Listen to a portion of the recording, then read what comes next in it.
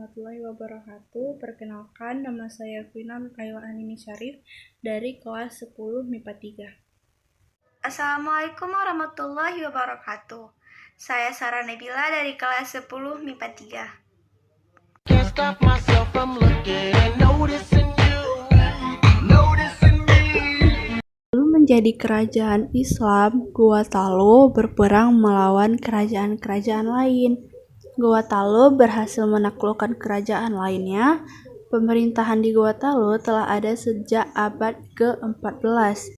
Sejak kerajaan Goa resmi sebagai kerajaan bercorak Islam pada 1605, Goa memperluas lebarkan pengaruh politiknya. Kerajaan yang lain tunduk kepada kerajaan Goa, antara lain seperti kerajaan Wajo dan Bone. Kerajaan Goa Talo berubah menjadi pemerintahan Islam ketika dipimpin oleh Raja Imangari Daeng Marabia atau Sultan Alauddin I Tuminangari Gaukana dan Perdana Menteri Imalingkang Daeng Manyonri. Sejak saat itu, Kesultanan Goa Talo menjadi pusat dakwah Islam di wilayah Sulawesi Selatan dan Indonesia bagian timur. Kesultanan ini disebut juga sebagai Serambi Madinah. Goa dan Talo awalnya adalah dua kerajaan yang berbeda, dipimpin oleh putra dari Raja Goa ke-6, Tonantangka Lopi. Mereka adalah Batara Goa, yang melanjutkan kekuasaan ayahnya di wilayah kerajaan Goa dan Karaeng Loerisero, yang diberi wilayah untuk kemudian membangun kerajaan Talo. Bergabungnya Talo dalam pemerintahan Goa membuat sistem kekuasaan di kerajaan itu pun diubah menjadi sistem wewenang ganda. Para raja berasal dari keturunan Goa, sedangkan Perdana Menterinya berasal dari keturunan Talo. Pemimpin Kesultanan Goa Talo yang paling terkenal adalah I Malombasi Daeng Matawang Karaeng Bonto Mangape Sultan Hasanuddin Tuminangaribala Pangkana atau dikenal sebagai Sultan Hasanuddin. Ketika berada di bawah pimpinan Sultan Hasanuddin, Kesultanan Goa Talo terlibat dalam konflik dengan Belanda yang ingin menguasai kerajaan-kerajaan di wilayah Indonesia Timur.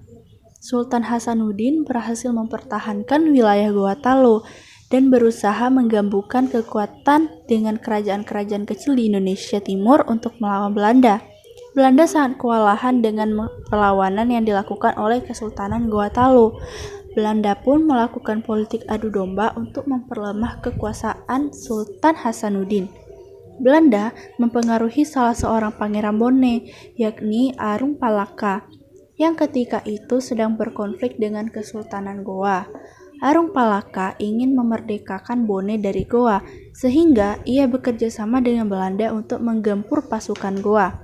Sultan Hasanuddin kemudian diturunkan dari tahtanya dan wafat pada 12 Juni 1670.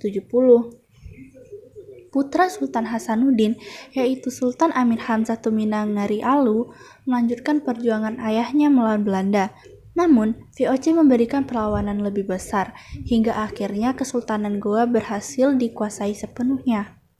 Kesultanan Goa Talo sejak saat itu masih dipimpin oleh beberapa sultan, namun tidak memiliki kekuasaan yang besar karena pemerintahannya berada di wilayah kekuasaan Belanda, hingga akhirnya Kesultanan Goa masuk dalam wilayah NKRI setelah Indonesia merdeka.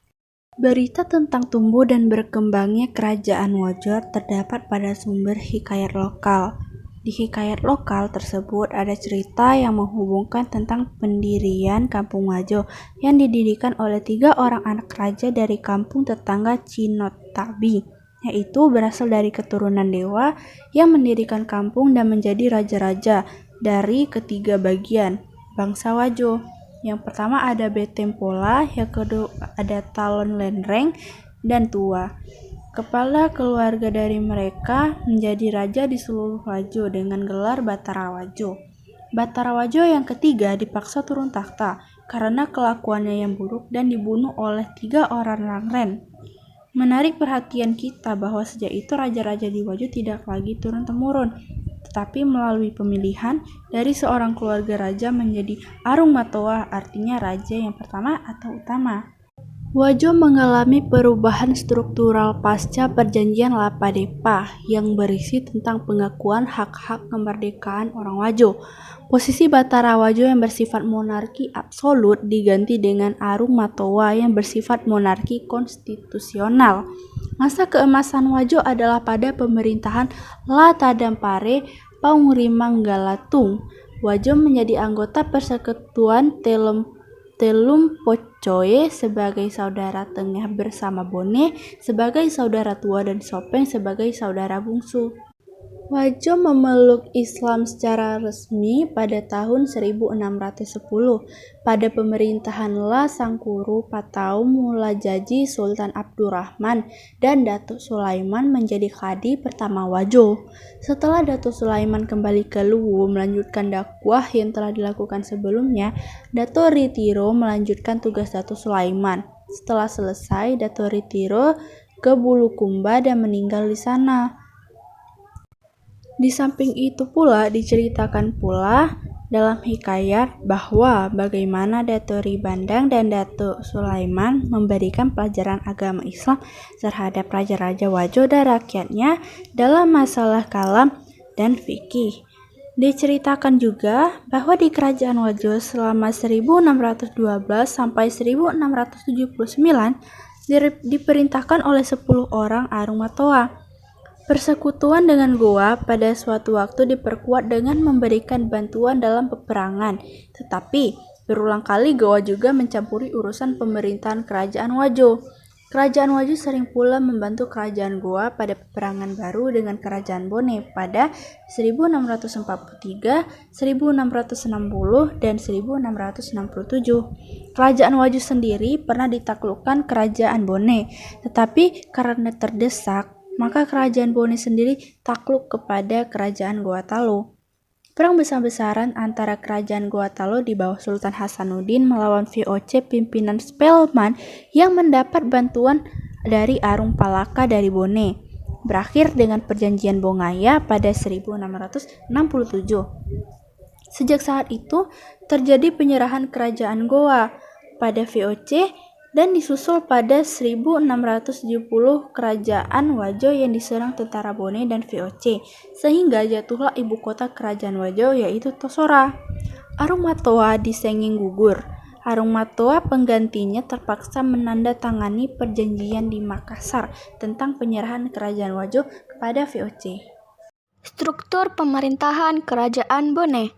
Bone di masa lalu menganut sistem pemerintahan kerajaan atau monarki. Sebutan raja sebagai kepala pemerintahan yang tertinggi disebut mangkau.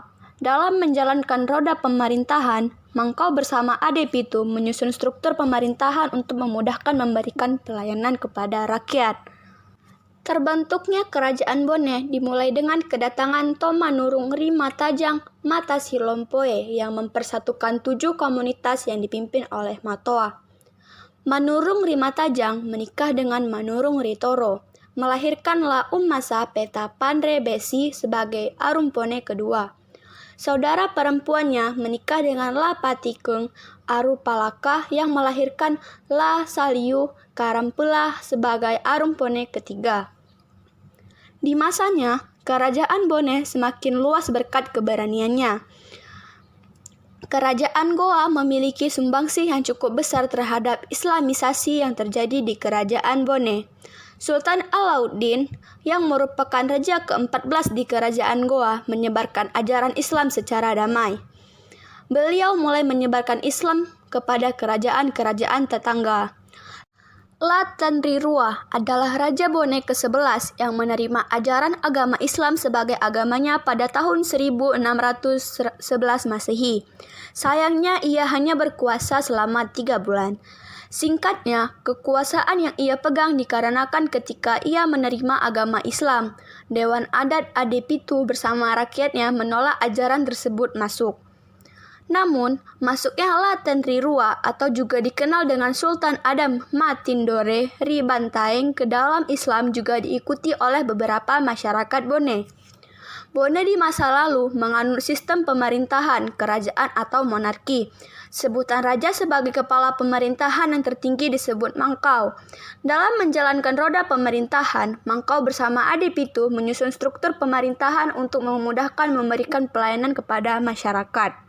Bahkan, raja sebelumnya yang bernama Wetenritupu juga tertarik untuk belajar Islam setelah mendengar Sindenreng telah memeluk agama Islam. Ia bahkan belajar dari agama ini hingga akhirnya ajal menjemputnya. Kerajaan Bone mulai berkembang pada akhir abad 14. Walaupun kerajaan Bone sebenarnya baru terbentuk pada awal abad 14 atau pada tahun 1330. Dari berbagai sejarah mengenai perkembangan kerajaan Bone dari tahun ke tahun, kerajaan Bone dapat dikatakan salah satu kerajaan yang sangat disegani di Sulawesi Selatan. Pada abad 16 hingga abad 17, kerajaan Bone menjadi saingan politik kerajaan Gorontalo. Terbukti dari banyaknya perang antara kedua kerajaan ini. Namun, pada akhirnya kerajaan Bone dapat ditaklukkan oleh kerajaan Gorontalo selama kurang lebih 17 tahun lamanya. Bone berada pada puncak kejayaannya setelah Perang Makassar 1667 sampai 1669. Bone menjadi kerajaan paling dominan di Jazirah setelah Sulawesi. Kemudian kerajaan Bone runtuh dikarenakan tahun 1905. Pemerintah Hindia Belanda menyerang kembali kerajaan Bone yang dikenal sebagai Rumpanan Tanah Bone. Kerajaan Bone mengalami kekalahan. Pemerintah Hindia Belanda merebut ibu kota Watampone yang kemudian dijadikan daerah jajahan. Lapawawoy Karaing Sigeri yang saat itu sebagai pemimpin kerajaan Bone ditangkap dan diasingkan ke Bandung oleh Belanda hingga akhirnya meninggal dalam pengasingannya pada 17 Januari 1911 dan dimakamkan di Batavia, Jakarta. Yang berikutnya adalah Kerajaan Buton. Kerajaan ini berlokasi di Sulawesi Tenggara. Raja Laki Laponto adalah raja yang mengkomandoi peresmian agama Islam sebagai agama yang resmi di daerah tersebut. Raja Buton mengangkat Halu Oleo sebagai menantu dan penerus tahta dikarenakan jasanya telah berhasil mengalahkan serangan dari kerajaan tetangga. Bentuk pemerintahan yang awalnya berbentuk kerajaan berubah menjadi kesultanan ketika salah seorang ulama bernama Syekh Abdul Wahid yang berasal dari Johor kemudian tinggal di Buton. Sultan pertama yang meraih tahtanya pada saat itu adalah Halu Oleo. Ia sempat menyerahkan posisi, namun ia kembali ke keraton dan dilantik sebagai Sultan pertama pada tahun 1491 dan mengakhiri masa jabatannya pada tahun 1537. Gelar yang kemudian diberikan kepadanya adalah Sultan Murmun. Kesultanan Buton terletak di pulau yang strategis dengan jalur pelayaran yang menghubungkan pulau-pulau penghasil rempah di kawasan timur Nusantara. Meskipun Portugis dan Belanda sudah memasuk ke Indonesia sejak 16 ribuan, dua bangsa Eropa tersebut tak pernah berani menjajah Kesultanan Buton. Bahkan, penduduk tidak pernah mengalami kerja paksa. Sebaliknya, Buton dijadikan tempat singgah karena letaknya yang strategis. Dalam riwayat yang lain menyebut bahwa yang melantik Sultan Buton yang pertama memeluk Islam bukan Syekh Abdul Wahid, tetapi guru beliau yang sengaja didatangkan dari Patani. Raja Halu Oleo setelah ditabalkan sebagai Sultan Kerajaan Islam Buton pertama dinamakan Sultan Murhum. Selain pendapat yang menyebut bahwa Islam datang di Buton berasal dari Johor, ada pula pendapat yang menyebut bahwa Islam datang di Buton berasal dari Ternate. Dipercayai orang-orang Melayu dari berbagai daerah telah lama sampai di Pulau Buton. Mengenainya dapat dibuktikan bahwa walaupun bahasa yang digunakan dalam kerajaan Buton ialah bahasa Wolio, namun dalam masa yang sama digunakan bahasa Melayu, terutama bahasa Melayu yang dipakai di Malaka, Johor, dan Patani. Orang-orang Melayu tinggal di Pulau Buton. Sebaliknya, orang-orang Buton pula termasuk kaum yang pandai berlayar seperti orang Bugis juga. Pada masanya, Kesultanan Buton yang bercorak sistem pemerintahan syariat Islam pada masa itu sangat dikenal dan diakui oleh negara kesultanan yang lain di Nusantara, bahkan di jaringan kekhalifahan kesultanan yang ada di dunia. Sehingga Sultan Buton dianugerahi gelar Khalifatul Khamis oleh Khalifatul Utsmaniyah. sebuah gelar yang umum yang digunakan oleh para sultan dalam jaringan kekhalifahan Utsmaniyah. Ketika itu, Khilafah Islamiyah di Turki Istanbul atau Kesultanan Utsmaniyah sebagai pusat pemerintahan Islam mengakui kedaulatan Kesultanan Buton yang menjalankan secara penuh syariat Islam dalam sistem pemerintahannya. Ancaman luar yang terus-menerus dirasakan Buton adalah perlombaan pengembangan kuasa dari dua buah kerajaan besar jirannya, Ternate dan Makassar. Oleh itu, Sultan Muhyiddin tetap bekerja sama dengan Belanda, penaung utama yang sejak dahulu lagi telah melindungi mereka. Sultan Muhyiddin juga tidak lupa mengingatkan Kompeni agar jangan mengabaikan Buton, baik dalam masa damai atau dalam keadaan terancam. Ancaman luar juga datang dari orang-orang Seram dan Papua. Sepanjang pemerintahan Kesultanan Buton, selain mendapat tekanan dari luar, juga mendapat tekanan dari dalam. Aksi pemberontakan dan makar serta kerusuhan menghiasi perjalanan roda pemerintahan, di antaranya kerusuhan di Wasongko dan Lasadewa akibat kasus Sapati Kapolangku yang menimbulkan terjadinya kesalahpahaman antara Ternate Buton tahun 1669.